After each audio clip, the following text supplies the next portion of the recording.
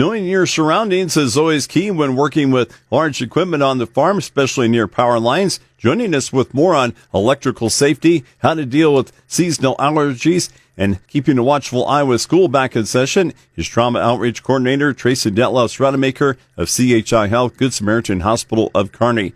Tracy, we know electricity is dangerous. Hopefully we won't come into contact with it, but just in case, what are some safety tips to use around electricity? Paul, electrical injuries happen when we become part of the electrical circuit. Humans are more conductive than the ground we stand on, which means if there's no other easy path, electricity can flow right through our bodies. There's 4 potential types of injuries that can happen. That's electrocution, and that can be fatal, electric shock, burns, and falls. One safety tip to remember is look up before working around power lines, especially when you're working with equipment. If you do have to work close to some power lines, you must call your electrical utility company first and they can assist you. If you are in your vehicle and you happen to come in contact with a power line, possibly after a crash, here's some safety tips. Do not get out of your vehicle. Stay put if at all possible. Call 911 and your local utility provider for help. Wait till the power company comes and they can tell you when it's safe to get out of your vehicle. Never try to rescue another person if you're not trained to do so. We don't want 2 victims at the scene. If you must leave your vehicle, for example, if your vehicle catches on fire, exit by jumping out as far as possible, at least 1.5 to 2 feet. Try not to touch the vehicle or your equipment and the ground at the same time.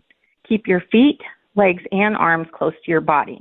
Keep your feet together. Try a shuffling walk for at least 3 to 4 feet before you take normal steps.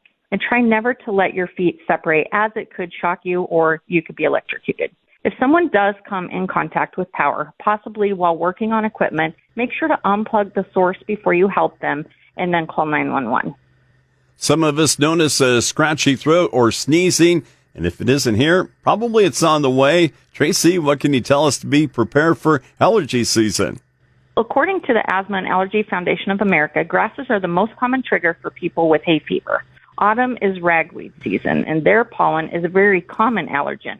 And the symptoms of a ragweed allergy can be especially severe. Other plants that drop their pollens in the fall can include nettles and sorrel.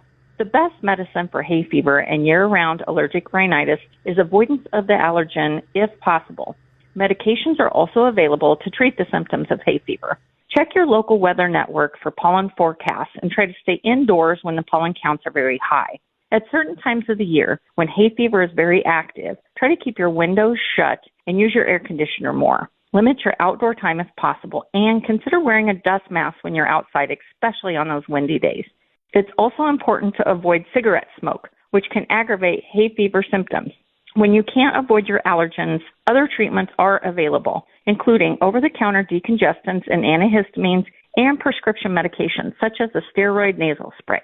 And in severe cases, your doctor may even recommend allergy shots. They're a type of immunotherapy that can help desensitize your immune system to the allergens. And a simple shower at bedtime may also help out. Joined right now by Tracy Detloff, Rademacher, Trauma Outreach Coordinator for CHI Health, Good Samaritan Hospital of Kearney. Back to school season now in full swing. Tracy, what do we need to know to keep kids that are out and about safe? With the end of summer vacation, students and parents alike have begun to prepare for the upcoming school year. Parents, it's time to think about school safety. Some of the things that we all need to remember to stay safe is share the roads with school buses, pedestrians, and bicyclists, and provide children with the necessary knowledge about safety.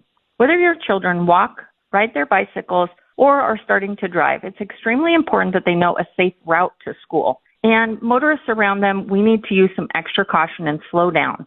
Injuries are common at school, but many can be prevented. So as you send your kids off to school, be sure to run through these safety topics with them. There's backpack safety, playground safety, concussion risk with sports, and tips for a safe bus ride. Also, talk to your teen about their driving responsibilities. Another concern for all of us is we need to remember heads up, phones down. It's not just the kids that need to pay attention to their surroundings, especially around traffic. What do you have for some final thoughts, Tracy? I just wanted to remind parents and coaches to brush up on their knowledge of concussions and what some of the signs and symptoms are. We want people to remember the saying, when in doubt, sit them out, to avoid any potentially devastating or fatal consequences. Stay safe, everyone. Thanks, Tracy. That's Tracy Detloff, Rademacher, Trauma Outreach Coordinator at CHI Health, Good Samaritan Hospital of Kearney, offering tips for working safely around electricity, dealing with allergies, and keeping students safe this back-to-school season. In case you missed something in this interview and want to hear it again, you can listen to it and many more interviews when you click podcast at krvn.com. I'm Paul Perkins on the Rural Radio Network.